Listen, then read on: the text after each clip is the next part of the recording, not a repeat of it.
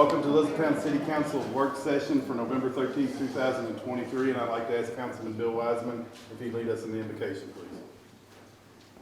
We bow our heads.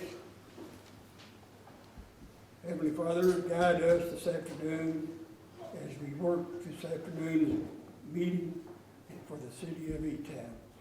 Please keep the employees of this town safe and help them with their jobs as they work. Please help our first responders as they work for us all through the year. Please help our active military and our veterans in what they have done and what they are doing. Heavenly Father, also help our fellow councilman, Tony Bishop. He went through hip surgery. He looked good today, but can't ever tell. Let's get him back here quickly. And we've got a bunch of kids here with Christmas in the Park signs. Please let us enjoy them and thank them for their hard work. And thank you for another beautiful day. In your name we pray. Amen. Amen. If you would please stand and join me in the Pledge of Allegiance. I pledge allegiance to the flag of the United States of America and to the republic for which it stands, one nation, under God, indivisible, with liberty and justice for all.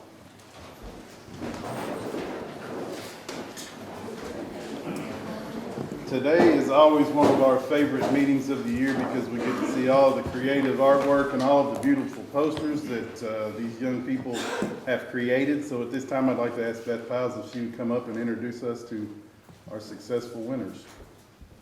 Absolutely, absolutely. I'm here on behalf of Ashley Brown, who helps coordinate our Christmas in the Park poster contest. She could not be here today, but we thank all of our winners for attending. We had entries from 9 different schools this year across the county, including Panther Academy, Elizabethtown Montessori, Faith Homeschool, Lakewood, Cecilia Valley, GC Burkhead, St. James School, Morningside Elementary, and Homewood Heights. So we were really, really excited to get participation from all these schools, and I'll tell you, it was a tough decision. This year's, we were judged again by the Central Kentucky Art Guild. So the folks that kind of know art a little bit better than me, they had a hard time deciding the winners, but we are very, very pleased with the ones that they chose because we agree with their decision. So first off, I'd like to invite up Maggie Cole from GC Burkhead, and Heather Terry is presenting on behalf of Abound Credit Union. If you'll come up and stand up front. Show you where we're at. Here we go, All right. Wow. Beautiful. So they can see, and if you'll just stand right here so everybody can see.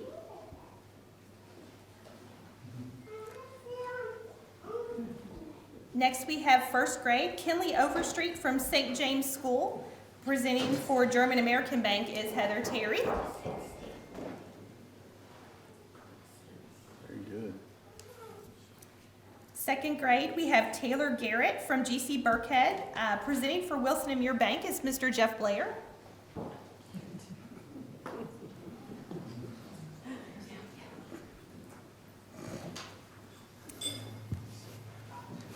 And then third grade, we have Alina Stutz from Morningside Elementary School. Presenting for Magnolia Bank is, I think, Priscilla Scarborough is presenting today for Magnolia Bank.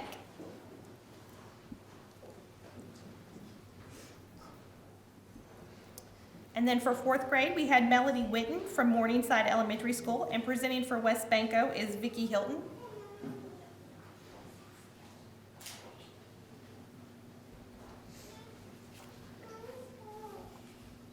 And then for fifth grade, we have Adair Worth from Helmwood Heights Elementary School, and presenting for the Sicilian Bank is Serena Brown. I think you can all agree these are fantastic, so if everybody will give them a round of applause.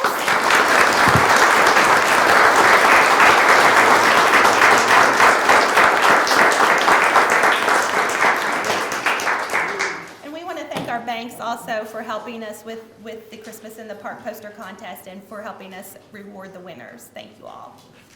Hey, have them hold their spots so they can come around and see. Yeah, absolutely.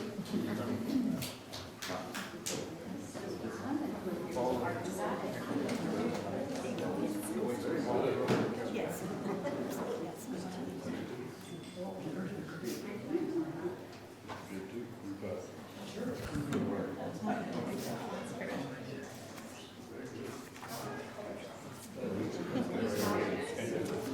No, I can.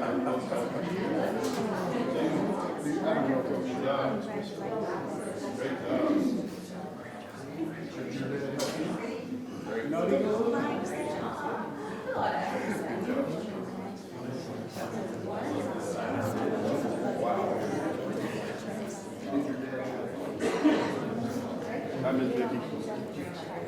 How are you?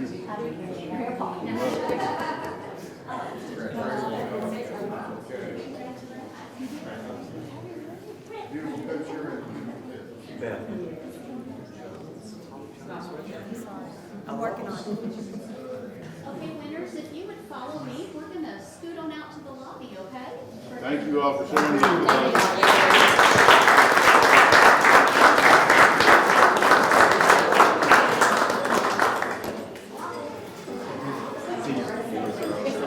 You're staying? Go from a full room to an empty room. See you, Casey.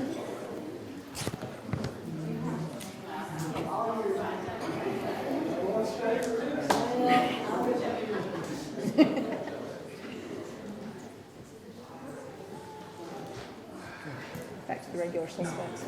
Nobody wanted to hear Chief Thompson. Hey, it's all downhill from here. I'm glad it's Jeremy following those posters.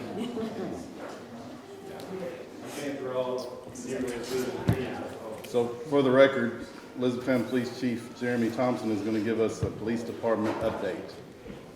So you had to bring some backup today. I did. I'm getting old in case you hadn't noticed and seen and heard. Right. So my memory is in the back of the room for when I get caught up here in a second. Thanks for allowing us to come in tonight and just do a brief summary. When we were discussing kind of the state of the PD right now, you've heard us talk on a number of occasions about the challenges we face with growth, recruiting, and retention. So I thought tonight might be a little bit better just to give you an update on some well-spent money in our estimation that you allowed us to spend last year on our flock program for the city. The International Chiefs Conference was last month. I had an opportunity to meet the CEO of Flock, hear about some great innovative new technology that they're coming out with, and just really had a chance to better understand why that company began. And as we've had some conversations here locally, I had an opportunity to speak to a lot of chiefs and contemporaries from across the nation. And, you know, this is my 26th year of doing this in Kentucky. And of all the years I've been doing it, I can't think of a better piece of technology, a more game-changing piece of technology than what Flock has done for law enforcement. I think many of you have heard me say before that it gives us actionable intelligence, real time, on what's going on in our city when it comes to criminal behavior. I'm going to talk a little bit about some of the successes we've had, but I want to give you just a quick summary. We didn't put the cameras in place until February. There was just permitting status. We don't have all the infrastructure in place to do on our own, so we have to rely on our partners with Kentucky Transportation. They were great, but there's a permitting process, and we had to get all that done. So by the time we were able to get that up and rolling, it was in February, and since February we've enjoyed tremendous success. I think probably the greatest success is well documented when we recovered a child that was taken in a stolen car, and within less than 1 hour we were able to recover that child. That's just one of the highlights. As I look at the numbers that we have, I don't know how much of the volume will make sense to you, but if you could try and wrap your head around the fact right now, our busiest intersection, the busiest intersection in Hardin County, if you take I-65 out of the equation, is Ring Road and Dixie Highway. It's well documented how much traffic we have go through there. That intersection alone reads about 50,000 plates a day. 50,000 plates a day. And this is pre-growth, if you will, from what we're anticipating on the projections we've been given. So we're already at 50,000 at that one intersection alone. When this system went up and live, Lieutenant Ruiz is in the back, and he's one of our tech guys. He's very well versed in how the technology works. He's been the lead with Flock and implementing this internally. So he decides he's going to go out to that intersection. In about 15 minutes, we had a stolen car on day one. I mean, it's that instantaneous. to again kind of readdress what it is and what it isn't. This is not facial technology. For those that are asking, there's no privacy concerns. This is an open source data. Everything that is out there just gives you tag information. So we don't know who's in the car. We know who's registered in that car. More importantly, if that car has been entered as stolen, if it's wanted in a murder, an Amber Alert, any of those things. If it was recently stolen with a child in it, all of those things will show up on the MDTs, the in-car computers of our officers that are out there working. So it's not something that's, it tells you who's actually behind the driver's seat. Now, indirectly, one day when we were searching the cameras for something, we called a guy on a theft, and when he drove to post, we were able to figure out he did commit the theft. Not because Flock directly told us, but as we were looking at the cameras, the stolen generator that he'd taken from Lowe's was sitting in the passenger seat. So the quality of the cameras are that which are so good that you can see big enough items.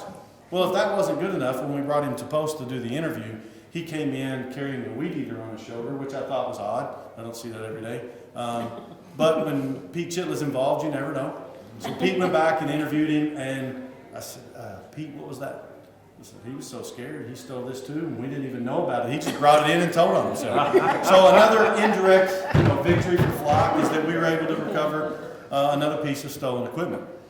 But I tell you that because right now, in the last 20 months, conservatively, our 20 cameras, and that's what we have currently in place, in the last month, those combined plate reads are about 3 million in a month. 3 million. Now, you might wonder, or people might wonder, why is this technology so important? As we grow from a city that's, a medium-sized city to one of the larger cities in our Commonwealth, we won't always have the luxury of knowing now who's coming in our streets, recognizing who's in your neighborhoods, who you go to church with. And what it does, again, is it allows us to be able to take the nefarious actors, all of those folks coming here to prey on our citizens, or the transient nature of our city with 4 parkways that intersect in our city. The major interstate in Kentucky goes right through our city. All the transient nature of crime that we experience, this now gives us an immediate piece of intelligence where we can work on that. I will tell you that another one of the successes was right after we hosted in this very building the Kentucky Chiefs Conference. This year we were fortunate enough to do that, and Flock was one of our vendors here. We were talking with other chiefs, and the chief in Bowling Green wouldn't mind me telling you this, that they aren't currently a Flock customer, but they're interested in the technology, as many are. About 3 days after the conference, he called me and said, we just had a homicide, and we need to know if maybe this suspect came north and he's maybe in your city. Proximity-wise, it's certainly not outside the realm of possibilities. So we checked our Flock cameras. We noticed that there weren't any hits, any confirmation that murder suspect was here. However, if you're a participating Flock client, you're able to search Flock's database with other partnering cities. So we found the suspect in Indianapolis. Now, did that help the city of Elizabethtown in any way, shape, or form? No. But it gave us the ability to partner with our friends in law enforcement here in Kentucky, later in Indianapolis with some of our city and federal partners up there, to take somebody off the streets for murder, which occurred in less than 8 hours. And I can tell you, real-time investigations don't work that quickly when you have to beat on doors and get search warrants for electronic data. So it's just another example of great success.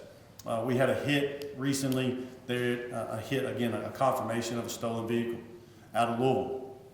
The car pulls into Target, we surround the car. The 2 suspects in there had burglarized construction sites, they had stolen the car. There were 2 young ladies in the car with them. They were charged with kidnapping because that's what these young ladies said. They were juveniles, they were entered as missing. Whether that's completely factual, the case is still tied up in court, so we won't know how that turns out. But at a minimum, we recovered 2 missing juveniles, whether they're kidnapped or there willingly. Those were 2 juveniles whose parents were looking for them enough to where they called the police and got involvement. Had we not had that information from Flock, that confirmation that those bad actors were in our city, there's just, you can't underestimate what those possibilities are. We had a drive-by shooting on the south end of town. 3 days after the young child was stolen in the car that I had already mentioned, we had a drive-by shooting on East Dixie, right across from the city cemetery. And as soon as that shooting occurred, the city cameras picked that shooting up. We actually captured that shooting. but that wouldn't have been very good data, other than we see a couple of headlights.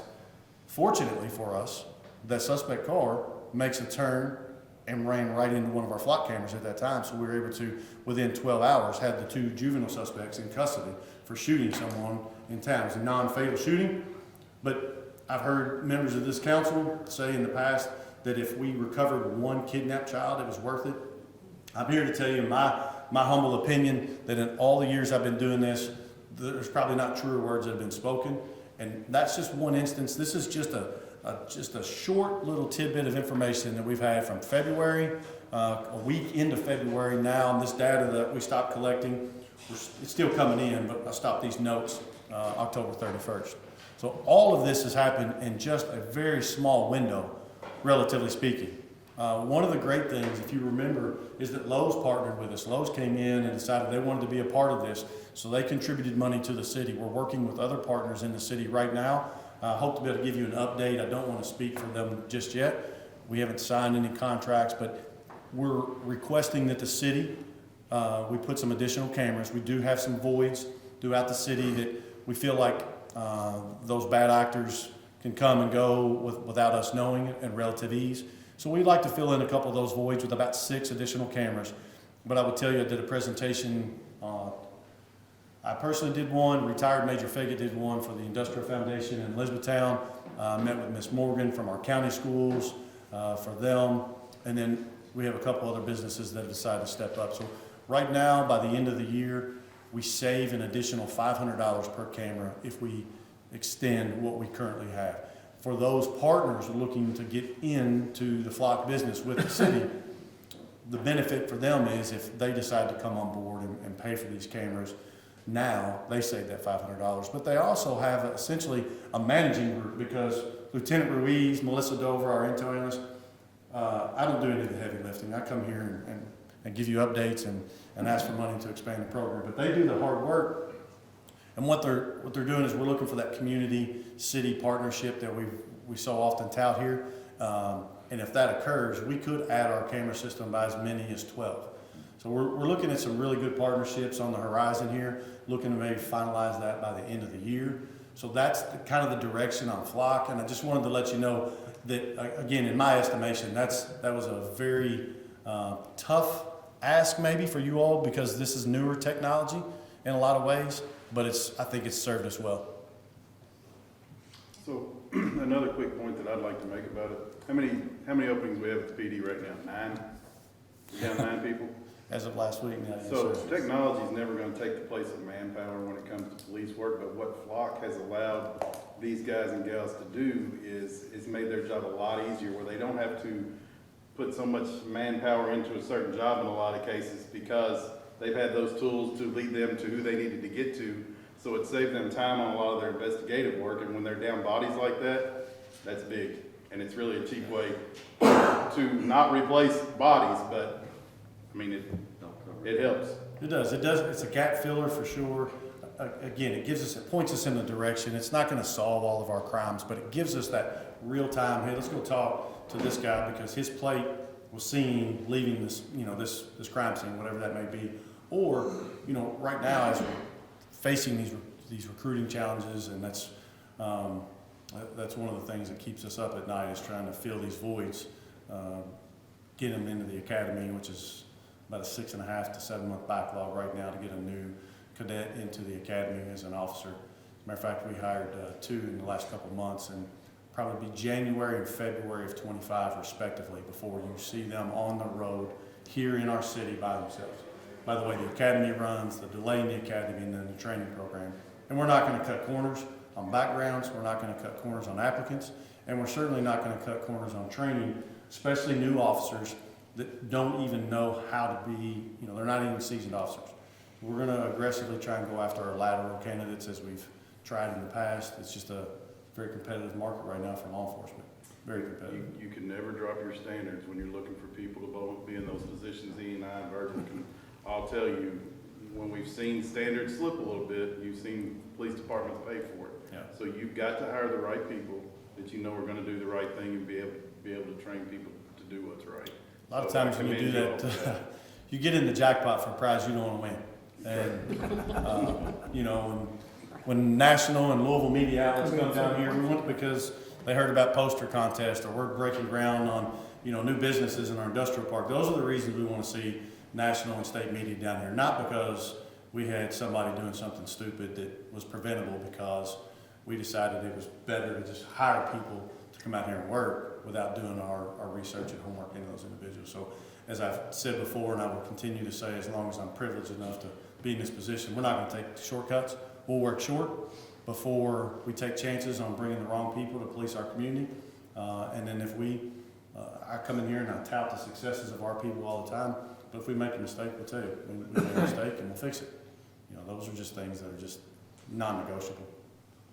But it is a very challenging recruiting market right now, which is probably the top three problems that we see are keeping up with technology like Flock and others, because technology is not cheap. As you all know, you see a lot of projects come across during the budget time to be approved from all of our very great department heads.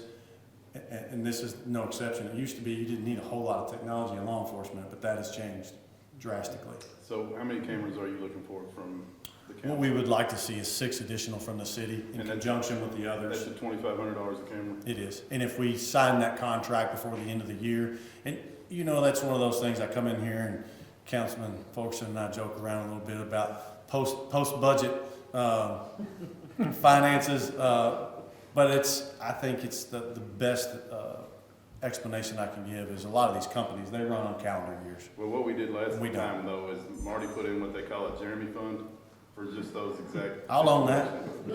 I'll own every penny of it if you let me. You know what I hate though is Chief, when you come in with a good idea. That's what I hate. Well, I try not to bring bad ones in here. The flock cameras is kind of hard to say no to, and you know that, right? You're smart enough. You've been around long enough to know. I'm not grinning because I disagree. Yeah. I will tell you, if it would make you feel better, I'll ask for a nice new C8 Corvette. We put City of E-Town. I'll drive around in my car. If you want to tell me no, I'll take no for an answer. Say yes to Flock and no to the vet. No on the vet. Okay, I can live with it. Chief Thompson, I know, I think Vine Grove recently passed something to get flock cameras as well. I hadn't seen Vine Grove. I know Radcliffe did for sure. Oh, did Vine Grove not? Because Lieutenant Ruiz and I have both on okay. different instances. It was Radcliffe, okay. Maybe it was Radcliffe, I guess. Can you guys work with them a bit to make sure it benefits both of us, I guess? Absolutely. Yeah. And we had been in conjunction with them from the beginning. I had gone up and spoken with Chief Cross to their Chamber of Commerce, a smaller group of business owners up there. And then Lieutenant Ruiz covered down, and he covered a council meeting the other night when they officially voted it in. They're going to add their cameras. But because we're working with Flock, we're working with Radcliffe, we wanted to make sure that our cameras weren't 20 feet apart because Yeah, of you where. don't want redundancy. So we're absolutely going to Yeah. maximize what their southern cameras and our northern cameras will do, so that we complement each other on that. But I can tell you that the Flock network around the state and around the country is really growing. And again, it's giving this. We talk about the crime side of it, but more importantly is if it's an Amber Alert, if it's a Silver Alert, if it's anything where we can find that vehicle, find that missing person faster. You know, those are great wins for everybody. And even if it's not our citizen, but it's a citizen missing from here and they find him in Louisville or Indianapolis or Lexington, that's great as well because those cities have Flock. Yeah, good. I want you to go longer than Don Hill, so is there anything else going on, please, where we need to know? You know me, I can talk until everybody's ready to go. But if you have specifics on some challenges, I might be able to do that, but I could make everybody late for dinner if you give me an opportunity, you know that. It'll all come back to finances though, if you really go. I gotta maximize that Jeremy fund. How far did you run Saturday?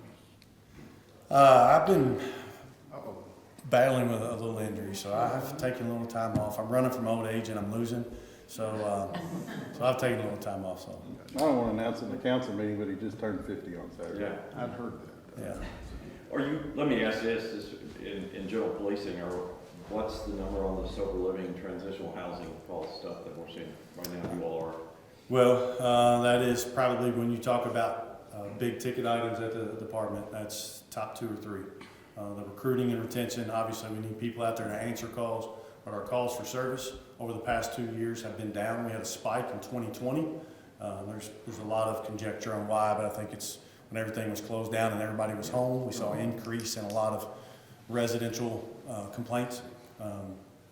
We've seen a downward spiral since then until this year. It's been going back pre-COVID numbers, but the one area of calls that has consistently gone up, even on the 2 years we had lower calls, is residential recovery residences, and right now it's up 20% on our call volume there. We've already surpassed, as of October 31st, we have already surpassed all of last year's totals with 2 months to go, and there does not appear to be any slowing in sight. I know the mayor and I have briefed this council and others about some legislation that's changed. I know our city attorney Ken and Ed Pope have been working with some of our department heads on an ordinance, but right now those call volumes are trending in the wrong direction, and it's a very difficult to navigate those waters, to protect those that are battling with addiction, to protect those who are trying to do the right thing versus those that are taking advantage of these people. It's tricky.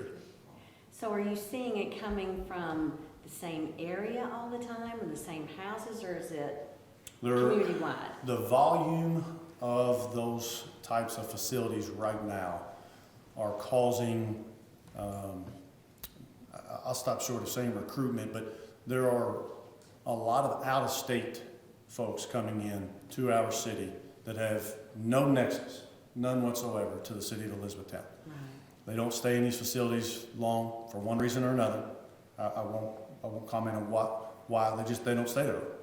Well, when they are not from this area and they are either forcibly asked to leave, they decide on their own, this is not for them, they find themselves on our streets. Yes. And many of them that have been brought to our area have warrants. To the point of, we had one traffic stop, I believe it was Friday or Saturday, just this past week. There was a van from one of these facilities. 12 people in there, 5 of them had warrants. So we're not talking about people that are hardened criminals. I'm not saying I don't know what all the warrants are for, but my point is they're not from here. They're coming here with warrants, and then they're not staying in these facilities, receiving the help that they're after. So it's an observation of why not. And I think big picture is, are some of these people doing what they're promising to these people that, again, aren't our citizens. Most of them aren't even from our Commonwealth, much less from the city of E-Town or Hardin County.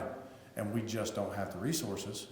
And it is taxing on the police department, it's taxing on the fire department, because we've had overdoses on a routine basis. I just had to reach out to one of our partners. We're very fortunate that the Narcan that's out there, the opioid reversal drug, we received that on a grant. And we got a secondary type, it's got 200 units of it in, and we'll go through it. It's that prevalent.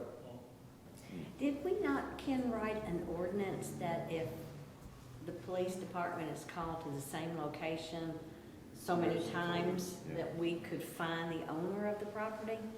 Did we? We looked Or we at talked that. about it? We did look at, it was called a nuisance ordinance, but because of some, my reading was for you all that because of some unintended consequences, we did not enact it. As burglar alarms and things like that. If they got called to a Home Depot, Walmart, Target. Yeah, no, that, I'm not talking about that. I'm No, but that was the No, he's nuisance. saying that- I'm saying that was That the would nuisance. fall into ordinance. this thing. You can't- Okay. Includes all- Very broad. Ah, gotcha.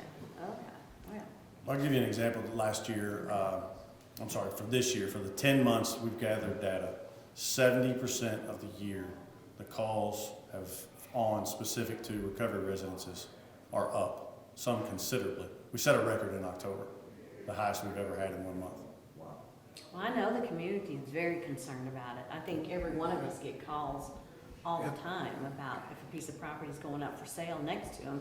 They're scared to death who's gonna buy it and what's gonna be there. It's not, and I think that's terrible. So I'll be glad when we're able to do something to put some restrictions on this. And somebody did tell me, and I think you got the same call I did, Mayor, that they were downtown at an event and there was a bus that pulled up in the Justice Center parking lot, and a bunch of people got off the bus, not like a Greyhound bus, but a bus, with just like a backpack and junk. And I'm sure that's what you're talking about is coming into our community. I can't say that I'm necessarily surprised. You can assume where they may have been going. I mean, if they weren't there for the event, then where were they going, you know, on the Right. bus? But we see it regularly. I was driving over here a few weeks ago down Dixie, and two guys, one walking north and one walking south from an area that we frequent, backpacks and suitcases. You know, it's just an observation. Right. But the observation is that's not normal that you walk down the sidewalk in the middle of town with a Suitcase, yeah. suitcase and a sidewalk. So we can make a safe assumption that we know where they came from, but there are some very good partners that we have in our community that are trying to reunite the out of town people that are not being helped at these facilities to get back home. You know, we do our part to try and help this other partner, but it's one of our food pantries, and they just try to reunite them with family and get them back home. But it's an everyday challenge. I mean, it starts at 7 a.m. and it doesn't stop. I mean, Lieutenant Ruiz, he works the hours when we're all home and in bed, and he can tell you overnight what it looks like, but I can tell you during the day, that's how our calls start, and then they remain consistent throughout the day.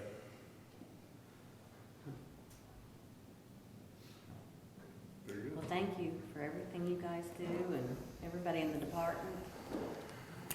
You're welcome. I told you, I think I try to every time I have the opportunity to come up here. I get to do the easy work. I get to stand up here and take credit for a lot of talented individuals in that building next to us, and today's no different. I've worked 26 years now in law enforcement, and the group that we're working with over there right now is as good as it gets. So I'll pass on your thanks. Chief, let me ask, Tree's good? Hold on. We'll give you the go-ahead on the extra cameras. We'll need to do official, but Okay. We can reach out. Again, Lieutenant Ruiz is, he's been pivotal in making sure that our mapping system, that we actually fill in those vacancies, but I'll get him working on that first thing tomorrow. Alex, they got you doing everything, don't they? Good Thank man, you, Chief. good man. Thank you. We had to replace Hodge with 2 lieutenants because Hodge was doing still pen and paper. He'd be out there carving in pictures in stone. But Alex takes advantage of our technology. that was still a no on the Corvette, though. Okay. I said okay. Sure. Marty sounds a lot more official with he's like an octave lower. He does. It's not Lou Rawls, though. Break out the song here in a minute, Ed. So we're gonna go from Chief Thompson to Ed Pope. Our city administrator is gonna give us the projects update. And employee of the year. You know what? We've got a few things going on, so we thought we'd give you some updates, especially this week. We have bids coming in on 3 different projects. So they will be on your agenda in the next 30 days based on evaluations of the bids that we receive. The first one I wanted to make you aware of is tomorrow. We receive bids on our sewer project that helps us upgrade the line size on the west side of town based on all the industrial development we've had out there. We did receive a KIA grant for that, so we're hoping that most, if not all, of that project will be funded through the grant program. Like I said, we hope to be before you all next month with that and then get the project started in the spring. It's about a year-long project, but the good news for you all is that the grant funds that we received, we don't have to have the project done until 2026. So we're ahead of schedule, and we'll keep pushing and make sure we stay ahead of schedule. The other bid we have tomorrow is one of the sections of the Buffalo Lake Trail project. It's the section that we are actually, cities paying for with community development block grant funds. It's the section from East Poplar down to the bridge on the property that we bought along East Dixie.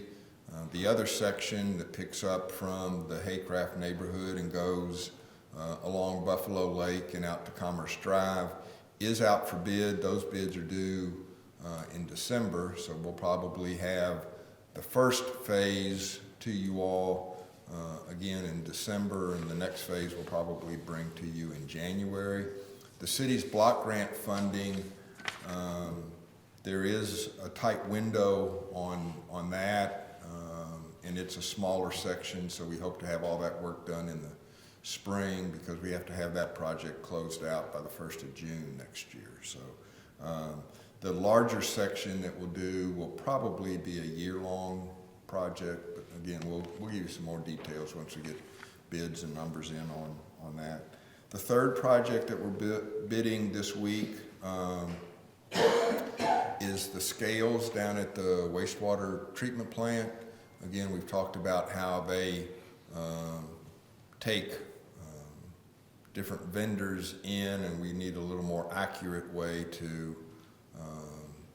weigh the vehicles and the waste that they're bringing to us, because the charges that we do. That project, those bids are due Wednesday. So again, we hope to have some pretty quick turnaround on that. You may even see that one next Monday on your agenda. We'll just see how many bidders we get and how much we need to evaluate that one. The final grant program that I wanted to just update you all on is our Safe Streets for All grant. That was funding that we received around $200,000 to do an evaluation and study of the street system community-wide, but that also gets into sidewalks, street lighting, other crosswalks, other aspects of the road network system. We hired Palmer Engineering to do that work for us. We've already had a kickoff meeting with them and with the Transportation Cabinet to get that project started. We'll have a series of meetings after the first of the year to get some public input on some things, and probably have a small working group to help kind of direct and help us prioritize some of the projects before we bring them to you all. This phase of the project, we're have a goal of having it done in late May or early June. The reason we're shooting for that time frame is there's actually then capital improvements money that becomes available. So we're hoping to go through this study phase in the next 6 months so that we can have some projects listed to move forward, because there is, I guess, a sizable amount of money. It's federal funding, but it's done on a state-by-state basis, and there's the only 2 cities that have taken advantage of the program so far have been Louisville and Lexington. So we're hoping to be the third one in line to get some of the money that the federal government is putting out for this. But again, it'll be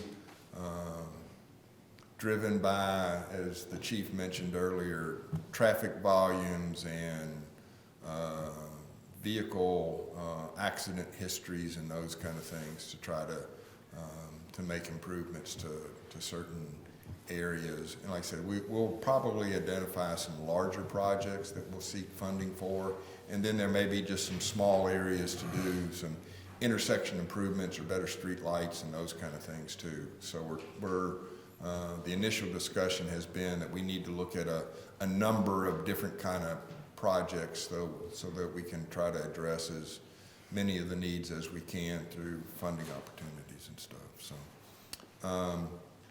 And is there one particular area that y'all looking at, or is it just kind of all over the city? We'll look citywide. We have to use, because the funding application is actually from the Transportation Cabinet in conjunction. I mean, the police department gathers the information based on their accident reporting system, and then the state uses that data. We actually had to ask special permission to get the data that our police department sends to the transportation cabinet to use as part of this project. But, I mean, they gave it to us, but it just seems kind of funny that you have to ask for information that you're the ones who are actually generating, but yeah, and it really is targeted, citywide. Obviously, if there's some, areas that, traffic vehicular accidents are, out of the norm, that is higher when compared to what could be expected, those are the areas that we will target. And we have specifically talked about, because we've got growth on the north end and addressing some of those projects, that we may look and target some south end projects with some of this funding and stuff too. But again, it's going to be based on some of the data that we receive, and that'll kind of direct where we go with things. Okay, because they're at like French Street and 62, going from the dollar store, there's a remarkable increase in pedestrian traffic. Yeah, and in fact, I think you'll see us do some, within our current budget funding for street improvements, we've already talked about trying to do some crosswalk improvements there. One of the issues is that it seems like we have people on the south side of North Mulberry crossing to the Dollar General. And we've talked to the highway department about that, and their concern is there is no point of refuge in the middle to try to do anything with the crosswalk or signals or those kind of things. I will tell you, though, that the highway department has just awarded a contract to a company called Lockmuller that's going to study from on 62, basically our city limits into Brook Street. They've already did a preliminary design study. They've now hired Lockmuller to do a full design study and expect that to be done in the next year to 18 months. So they will generate some projects out of that. One of the preliminary recommendations in that the initial study was to look at the interstate interchange with 62. So I think that will probably stay on the higher priority when they do more detailed study of that corridor. And so I think that interchange will look different 5 or 10 years from now than it does today, just to handle more of the volumes of traffic that it will see. I think you'll also see some, again, some changes on access control along that corridor. I don't know that it will look exactly like what the state did on Dixie, even though that has been very successful. Traffics have been reduced by a noticeable, a significant percentage, but the volumes are different, and some of those turning movements are a little bit different. That, like I said, I don't think that, and there's not a one-size-fits-all kind of solution when you're dealing with some of the traffic movements and stuff. But yeah, 62 is going to look different in the future again too. So. Good. Chief Thompson, real quick, have you all noticed a considerable difference in the amount of wrecks or accidents that you're working up and down 31?